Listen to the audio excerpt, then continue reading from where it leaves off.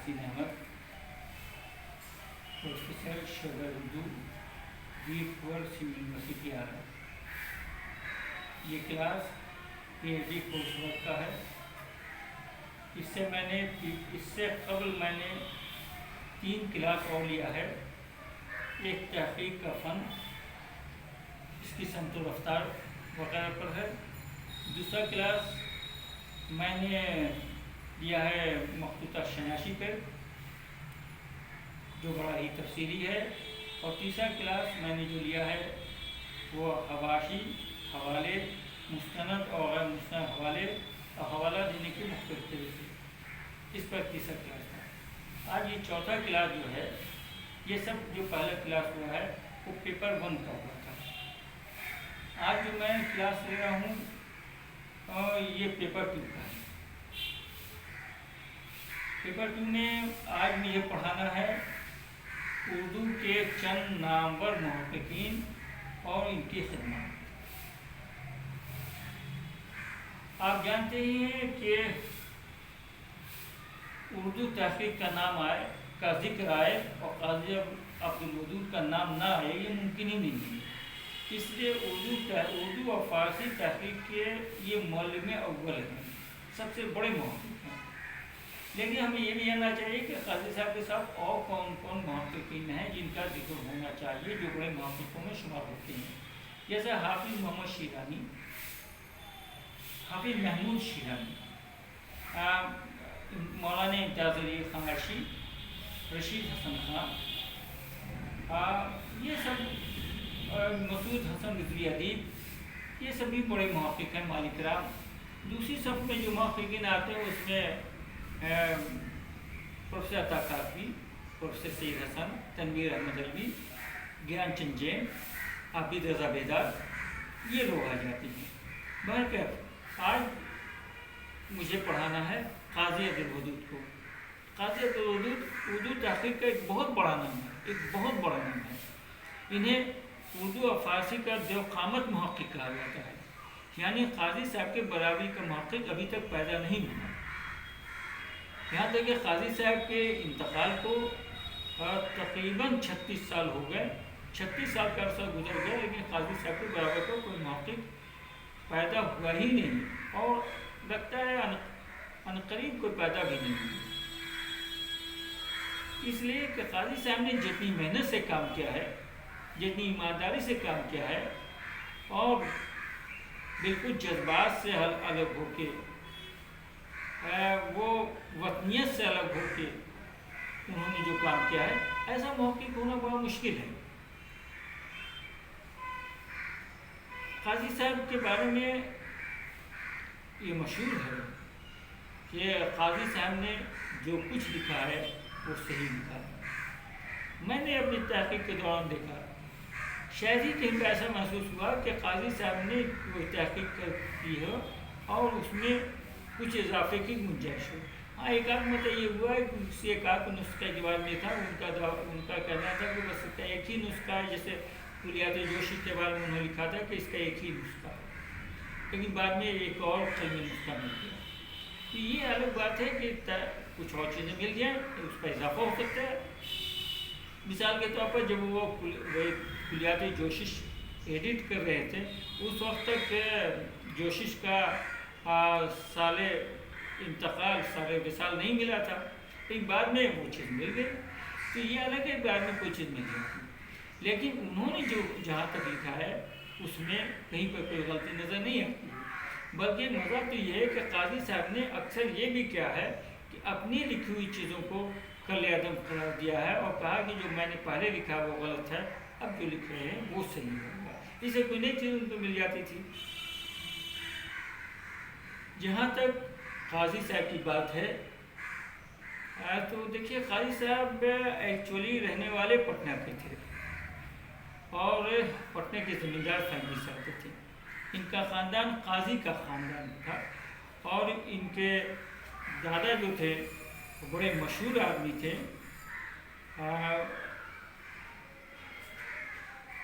ان کے دادا کا نام تھا قاضی عبدالوحید، نہیں، ان کے والد کا نام قاضی عبدالوحید تھا۔ ان کے ان کے دادا کا نام تھا قاضی عبدالحمید۔ قاضی عبدالحمید کے بارے میں دو روایت ملتی ہے، ایک تو یہ زمیندار بھی تھے، کہیں کہ پاپا نے دیکھا ہے کہ یہ سودی پر پیسہ بھی لگاتے تھے، سود پر پیسہ لگاتے تھے،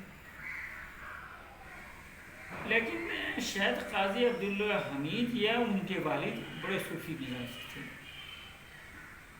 لیکن قاضی عبدالحمید کے بارے میں اتنا ہے کہ یہ زمیندار آدمی تھے اور علمی صلاحیت اچھی تھی۔ ان کے بیٹے قاضی عبدالوحید تھے۔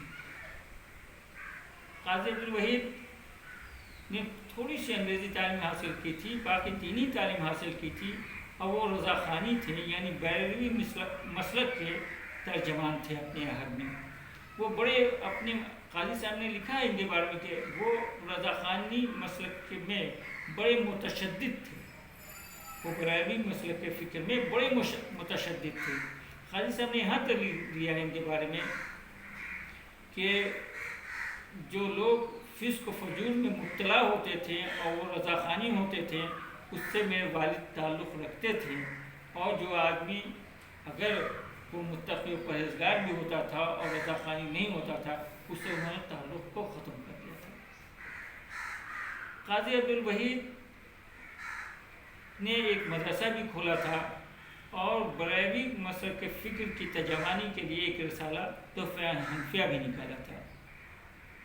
ندوہ جب قائم ہوا تھا، اس کی ایک میٹنگ پٹنے میں ہوئی تھی، اس کے جواب میں ایک کانفرنس بیروی مسلک کے فکر کی طرف سے ہوئی، جس کا نام انہوں نے رکھا تھا جدوہ کانفرنس۔ اس کے یہ قاضی عبدالوحید روح رواں تھے، اور مولانا احمد رضا خان فاضل بیروی کے بڑے دلداد عالم تھے، گرچہ ان کے مرید نہیں تھے، یہ مرید بہاشیم سے تھے۔ ان کی اہلیہ یعنی قاضی صاحب کی والدہ جو ہیں مولانا بریلوی کی مرید تھی۔ ان کے والد کی بھی یہ خواہش تھی کہ قاضی عبدالودود جو ہیں بڑے مولانا کی شکل میں ابھریں، بڑے جبہ و دستار کے ساتھ رہیں، اور اس کے لیے انہوں نے ان کا ایڈمیشن ایک مدرسے میں کرایا تھا۔ میں تو آپ کو یہ بتانا بھول گیا کہ قاضی صاحب کب پیدا ہوئے۔ قاضی صاحب 1894 میں پیدا ہوئے۔ ان کا تاریخی نام ہمایوں اختر تھا۔ ہمایوں اختر سے ان کی سن ولادت نکلتی ہے۔ دیکھیے، ان کی پیدائش پٹنے میں نہیں ہوئی تھی، بلکہ یہ پیدا کاکو میں ہوئی تھی۔ کاکو میں پیدا ہونے کی وجہ یہ تھی کہ ان قاضی صاحب کی ننیال کاکو میں تھی۔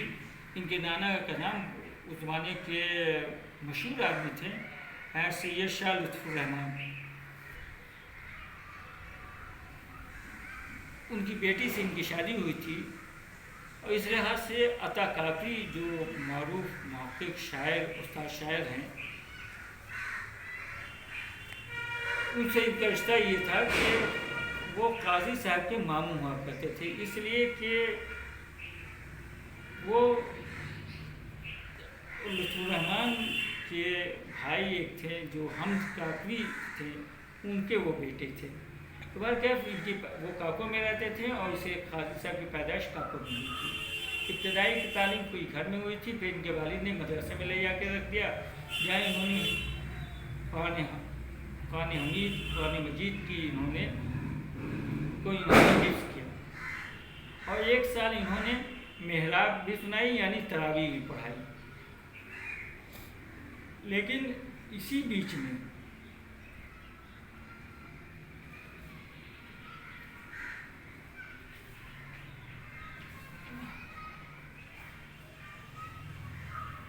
قاضی صاحب اکیلے نہیں تھے، بلکہ قاضی صاحب کے 2 بھائی اور بھی تھے۔ ایک کا نام قاضی محمد سعید تھا جو 1906 میں پیدا ہوئے تھے۔ دوسرے بھائی کا نام جو تھا قاضی محمد فرید تھا جو 1908 میں پیدا ہوا تھا۔ 1900 میں ان کی ایک بہن پیدا ہوئی تھی جن کا نام عائشہ تھا۔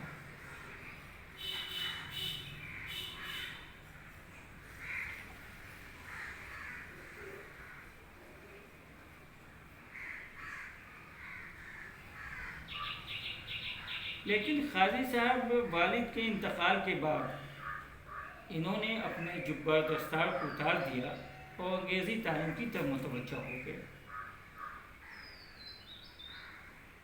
شروع میں انہوں نے میٹرک کا امتحان دیا محمد علی اسکول سے، اس کے بعد جو ہے انہوں نے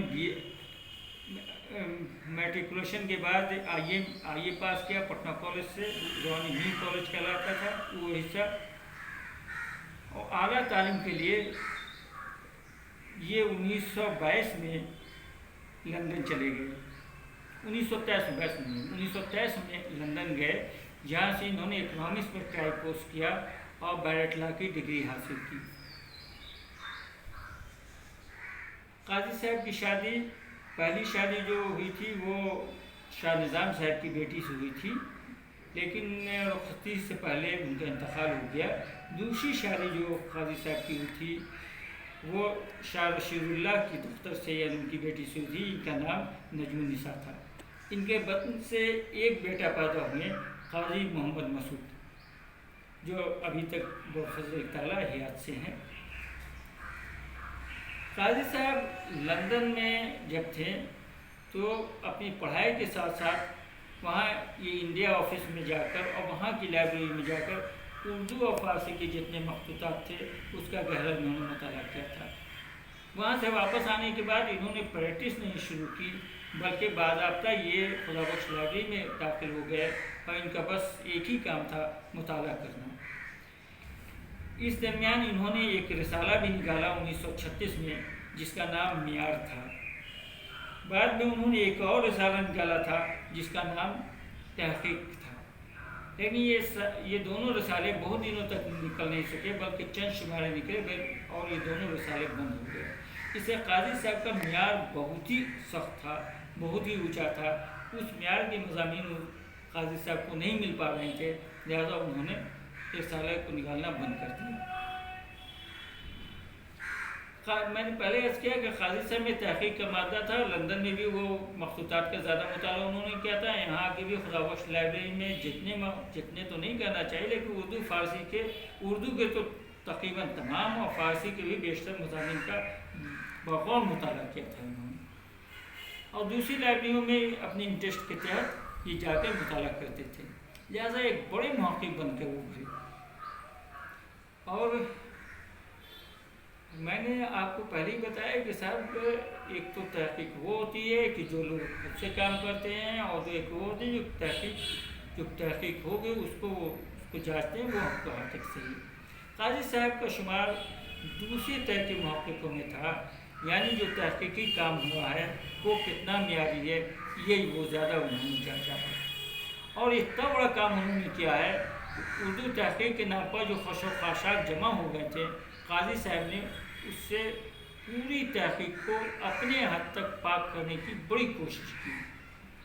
ان کے سامنے ایک ہی تھا، وہ انہوں نے تحقیق کی تعریف بھی یہی کی ہے کہ کسی امر کو اس کی اصلی شکل میں دیکھنے کی کوشش کرنا ہے، اور قاضی صاحب یہی کرتے تھے، کوئی بھی چیز ہوتی ہے اس کو اسی شکل میں دیکھنا چاہتے تھے، چاہے وہ اپنے والد کا معاملہ ہو یا دوسرے کا معاملہ ہو، جو اسی طرح دیکھتے تھے۔ ایسے انہوں نے بعض کتابوں کو بھی ایڈٹ کیا ہے۔ مثال کے طور پر 1941 میں انہوں نے دیوان جوشش کو ایڈٹ کیا تھا، اور اس انداز سے ایڈٹ کیا تھا کہ کسی بھی متن کی تیاری کیسے ہوتی ہے، کسی بھی کتاب کو مخطوطے کو کیسے ایڈٹ کیا جاتا ہے۔ اگر اس کلیات جوشش مرتبہ قاضی ودود کو اچھے سے پڑھ لیا جائے تو انسان کسی بھی دیوان کو، کسی بھی کتاب کو آسانی سے مرتب کر سکتا ہے، اس کو ایڈٹ کر سکتا ہے، کسی متن کی کو تصحیح کر سکتا ہے۔ 1954 میں انہوں نے تذکرہ ابن طوفان کو ایڈٹ کیا۔ خدا بخش میں ایک تذکرہ تھا جس کے مصنف کا ہی پتہ نہیں ہے، اندر میں صرف ایک جگہ لکھا ہوا ہے ابن طوفان، اسی لیے انہوں نے ابن طوفان یا طوفان کا بیٹا اس تصویر کو انہوں نے ایڈٹ کیا، اور اس انداز سے ایڈٹ کیا کہ لوگ اشش کرنے لگے۔ انہوں نے 1959 میں قطعۃ دلدار کو ایڈٹ کیا۔ دیکھیے قطعۃ دلدار ایک بہت ہی پرانا شاعر تھا، جس کو کوئی نہیں جانتے تھے، اس کا مسودہ ملا تو انہوں نے بڑی محنت سے اس کو ایڈٹ کیا ہے۔ 1965 میں ان کی ایک اور کتاب چھپی ہے جس کو اشتر و سوزن کے نام سے، اس پر 3 کتابوں پر تفسیر ہے اس کے اندر۔ عمدہ منتخبہ یعنی تفسیر سرور، شاد کی کہانی شاد کی زبانی، اور نہیں اس پر 2 کتابوں پر تفسیر، 3 پر نہیں ہے، 3 پر دوسری کتاب میں ہے۔ اس میں 2 کتابوں پر تفسیرہ ہے، ایک عمدہ منتخبہ اور دوسرے شاد کی کہانی شاد کی زبانی پر۔ یعنی اس میں جتنی غلطیاں ہیں قاضی صاحب نے اس کو دکھایا ہے کہ صاحب اس تذکرے میں کتنی غلطیاں ہیں، اور دوسرے یہ کہ شاد کی کہانی شاد کی زبانی میں شاد نے کس طرح غلط بیانی سے کام لیا ہے، کس طرح جھوٹی روایات کو گڑھا ہے، اور کس طرح اپنے خاندان کو آگے بڑھانے کی کوشش کی ہے، اور کس طرح انہوں نے غلط روایت کو لکھی ہے، اس کا انہوں نے پردہ فاش کیا ہے۔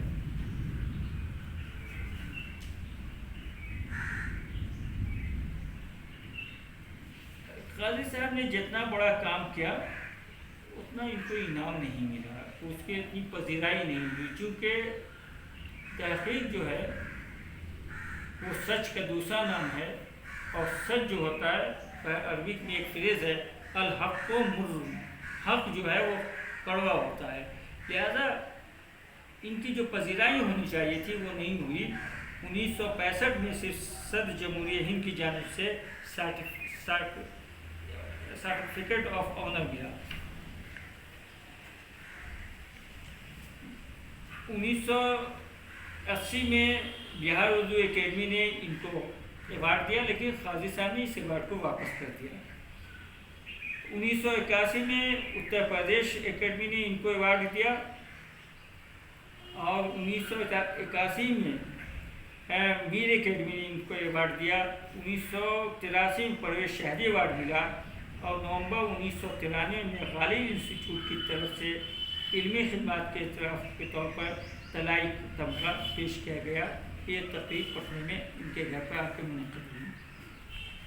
قاضی صاحب نے جتنا بڑا کام کیا اور جتنا لمبا چوڑا کام کیا، جتنے آرٹیکل ملے، اس لحاظ سے یہ کچھ بھی نہیں ہے یہ ایوارڈ، بلکہ قاضی صاحب کو تو پدم شری نہیں بلکہ پدم بھوشن اور اس سے بھی آگے کا ایوارڈ ملنا چاہیے تھا، لیکن ایوارڈ ان لوگوں کو ملتا ہے جو حکومت وقت کی یا ارباب حل وقت کی ہاں میں ہاں ملاتے ہیں۔ قاضی صاحب بہت کھڑے آدمی تھے، بالکل صاف صاف بولتے تھے، جو صحیح ہے وہی بولتے تھے، جو غلط ہے وہ اپنے ممدوح کا کوئی خیال نہیں کرتے تھے، بلکہ غلط کو غلط اور صحیح کو صحیح بتلا دیتے تھے۔ قاضی صاحب کے تقریباً 200 سے زیادہ مضامین جو ہیں مختلف اخبارات میں اور رسائل میں بکھرے پڑے ہیں۔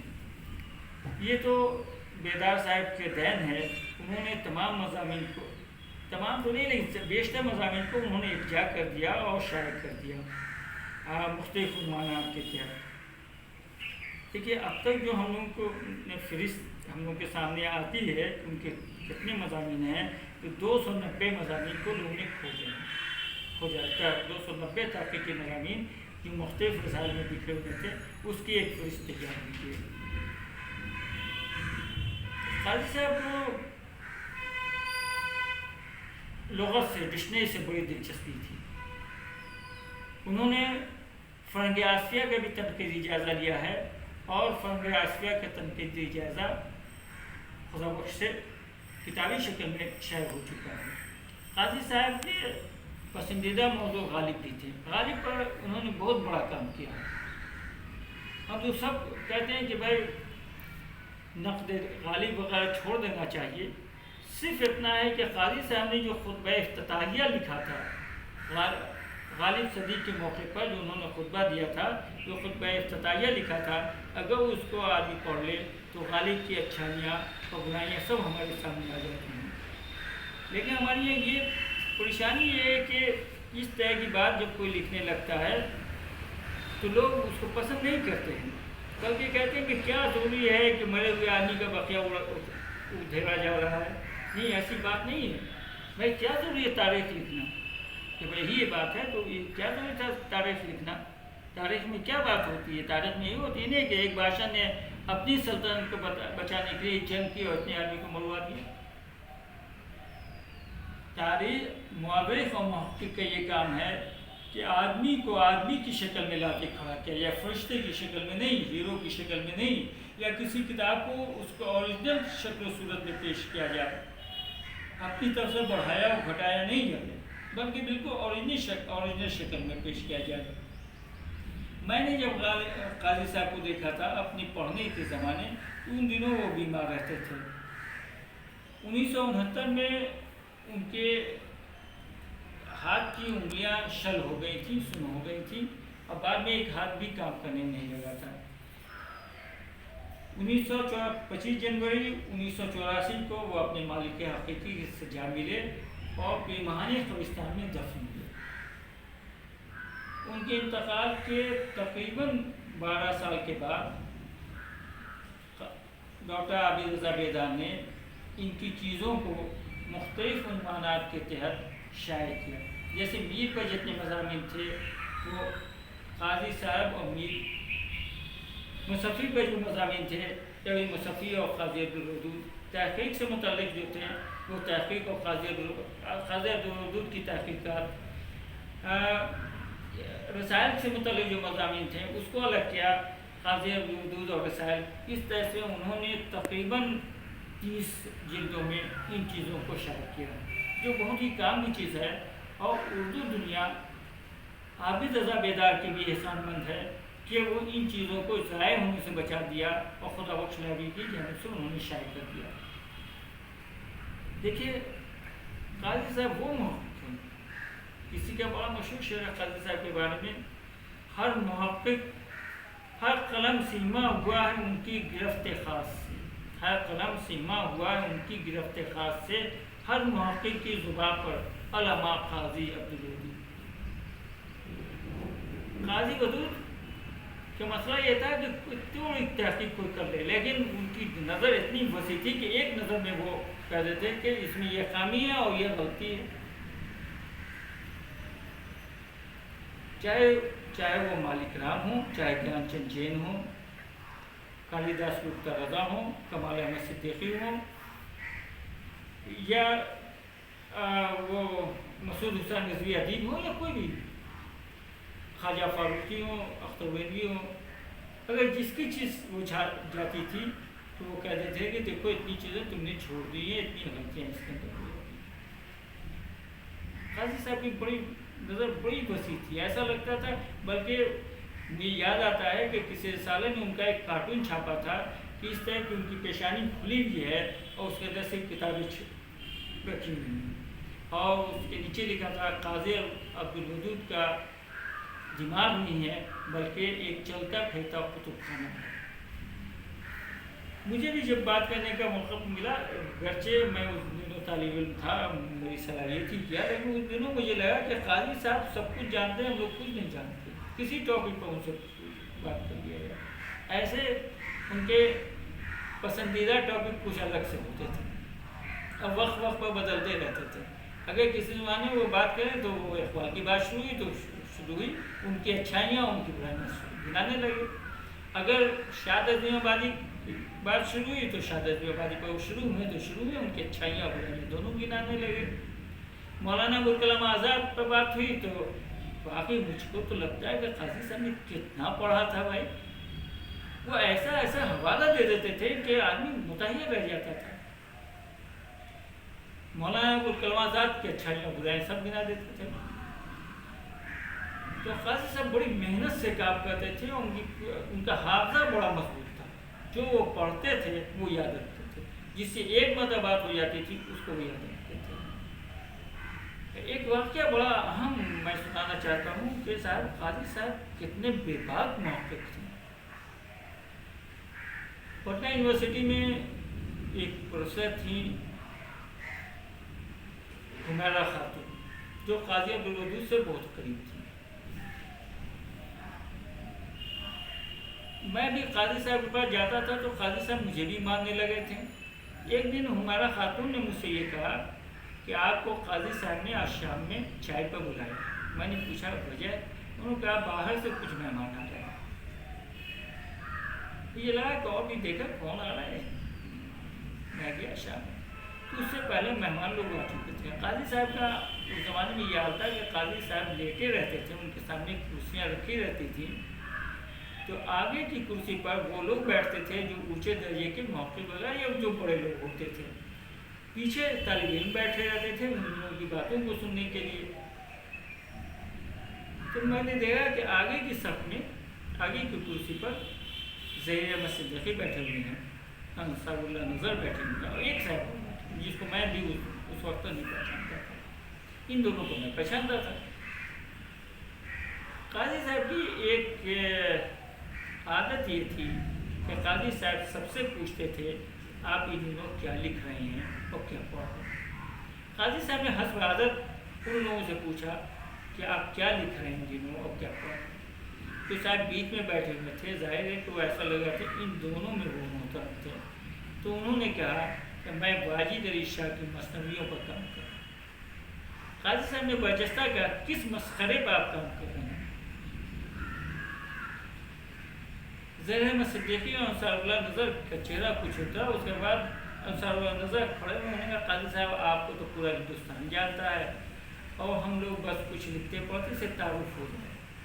تو بتایا کہ میں انصار اللہ نظر ہوں اور میں علی گڑھ میں پڑھاتا ہوں، اس لیے میں آپ کو جانتا ہوں، آپ کو چہرے سے پہچانتا ہوں۔ اور یہ دوسرا صاحب جو آپ بتائیے ظہیر احمد صدیقی یہ دلی یونیورسٹی میں پڑھاتے ہیں، مومن پہ ان کا کام ہے، اور ضیاء احمد بدری ان کو بھی میں جانتا ہوں، ان کی کتاب بھی میں نے دیکھی ہے فلاں فلاں۔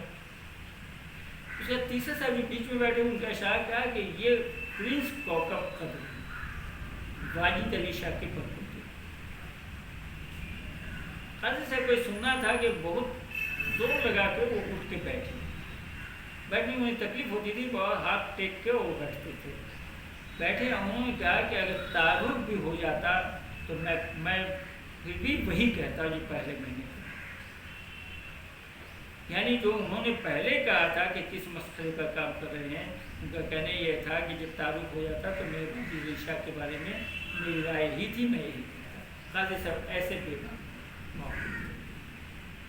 قاضی صاحب ملنے جلنے بڑے اخلاق مند تھے، ایسا لگتا تھا وہ بظاہر بہت سخت نظر آتے تھے، لیکن ان کے سینے کے اندر ایک بڑا نرم دل تھا۔ وہ اسلام کو مانتے نہیں تھے، لیکن مسلمانوں کے دکھ درد میں شامل ہوتے تھے، ان کی خیریت دریافت کرتے تھے، ان کی پریشانیوں کو پریشان ہوتے تھے۔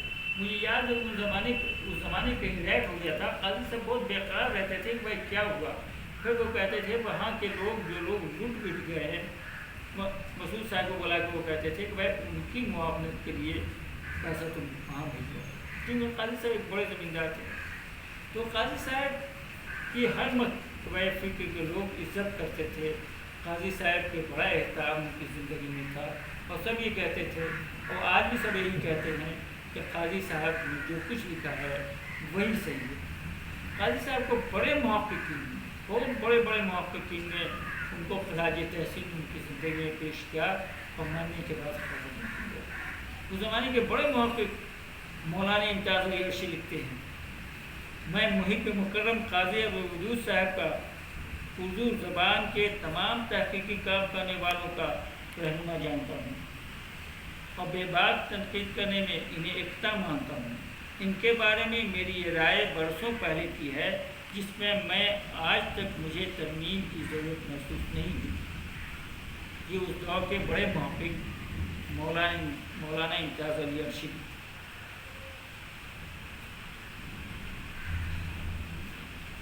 اور عرشی صاحب نہیں بلکہ اس دور کے دوسرے محققین نے بھی آپ کو جو خراج عقیدت اور خراج تحسین پیش کیا ہے۔ مثال کے طور پر مسعود حسین خان جو ماہر لسانیات بھی تھے، وہ کہتے ہیں کہ قاضی صاحب نے اردو تحقیق کو صداقت کی ایک بہت بلند سطح بخشی ہے، اسی لیے ان کی انا کا سب احترام کرتے ہیں۔ مشکل اس وقت آن پڑتی ہے جب اس بسیط انا کی زائد بہت سی چھوٹی انا میں ان کا انداز اختیار کرنا چاہتی ہیں۔ قاضی التحقیقات بننا ہر شخص کے بس کی بات نہیں ہے۔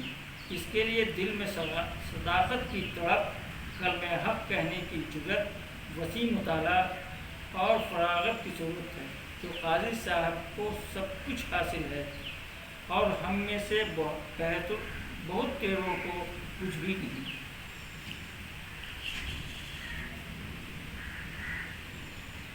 فارسی زبان کے مشہور محقق اور دہلی یونیورسٹی کے پروفیسر امیر حسن عابدی کہتے ہیں، محترم قاضی صاحب کے علمی تبحر اور وسیع مطالعے کا ہم سب کو اعتراف ہے۔ ان کی شخصیت پٹنہ، بہار یا صرف ہندوستان کے لیے نہیں بلکہ تمام دنیائے علم و ادب کے لیے قابل فخر اور مثالی ہے۔ قاضی صاحب نے بغیر کسی مالی فائدے کے اپنا پورا وقت تحقیق کی خدمت میں صرف کیا اور اس سے زیادہ کوئی چیز انہیں عزیز بھی نہیں۔ اس تحقیق اور علمی منزلت کے باوجود وہ محض ایک خشک انسان بھی نہیں بلکہ ہر قسم کے موضوعات پر دلچسپی سے گفتگو کرتے ہیں۔ بلکہ اس دور میں اب جس کو دیکھیے گا، محمد حسن مشہور ناقد ہیں، وہ کہتے ہیں کہ قاضی عبدالودود اردو تحقیق کا سب سے محترم اور مستند نام ہے۔ انہوں نے اردو تحقیق کو نیا ضابطہ، نیا آئین دینے کی کوشش کی۔ جہاں اس کی خلاف ورزی دیکھی وہاں سختی سے انہوں نے ریئیکشن کیا، راست گوئی اور حق گوئی کو شعار بنائی، مروت اور مصلحت کے نقاب اتار پھینکے اور کھڑے کھوٹے کی پہچان کو تحقیق کی شناخت قرار دیا۔ اور یہ کام ایسی جرأت مندی اور استقلال سے کیا کہ تحقیق کے میدان میں قدم رکھنے والوں کو ان کے احتساب کے خوف میں محتاط بنا دیا۔ ان کی ذات ادب آموز ہی نہیں بلکہ تحقیق آموز ادارہ بن گئی۔ اس طرح تمام اس دور کے بڑے ناقدین نے، بڑے محققین نے ان کی زندگی میں راج تحسین ان کو پیش کیا اور مرنے کے بعد سفارش کیا۔ ہر آدمی نے ان کی تحقیق کو سراہا اور ان سے یہ بتایا کہ ان سے بڑا کوئی محقق نہیں ملتا ہے۔ قاضی صاحب کا قلم اس وقت دیکھنے کو ملتا ہے جب کسی کے تحقیق پی ایچ ڈی کی تھیسس پر وہ تبصرہ کرتے ہیں۔ پروفیسر اختر ایک مشہور آدمی ہے، مشہور پروفیسر اردو سے گزرے ہیں، لیکن دیکھیے کہ کس بے باکی سے انہوں نے ان کی تحقیق ریلیٹ کی تھیسس جو ہے بہار میں اردو زبان میں ادب کے صاحب اس پر تحقیق اس پر تبصرہ کیا ہے اور جتنے صفحات پر کتاب میں ہے اس سے کچھ ہی کم صفحات پر انہوں نے تبصرہ بھی کیا، ان کے غلطیوں کی نشاندہی کی ہے، چاہے وہ خواجہ احمد فاروقی ہوں، چاہے وہ سید محمد حسنین ہوں، چاہے وہ جان چنچین ہوں، چاہے وہ ممتاز احمد یا کوئی جس کی پی ایچ ڈی تھیسس میں غلطیاں نظر آتی تھی اس پر وہ اس کی وہ نشان نہیں کرتے تھے۔ آخر میں ہم یہ کہنا چاہیں گے قاضی صاحب کو ضرور پڑھنا چاہیے، قاضی صاحب کی انداز تحقیق کو سمجھنا چاہیے اور پھر اسی انداز سے تحقیق کرنا چاہیے، تب کوئی بڑا محقق ہو سکتا ہے اور کوئی تحقیقی کارنامہ انجام دے سکتا ہے۔ تحقیق کاٹے اور لے دوڑے کی چیز نہیں ہے بلکہ تحقیق دل جمعی کی چیز ہے، مالی منفعت سے الگ ہونے کی کام کرنے کی چیز ہے، کھڑے اور کھوٹے کی پہچان کی نام تحقیق ہے، مصلحت کوشش سے دور رہنے کی نام تحقیق ہے اور کسی کو بغیر ہیرو بنائے اس پر ریسرچ کرنے کا نام تحقیق ہے۔ قاضی صاحب نے ہی کام کیا، اسی لیے آج یہ بڑے محقق کہلاتے ہیں۔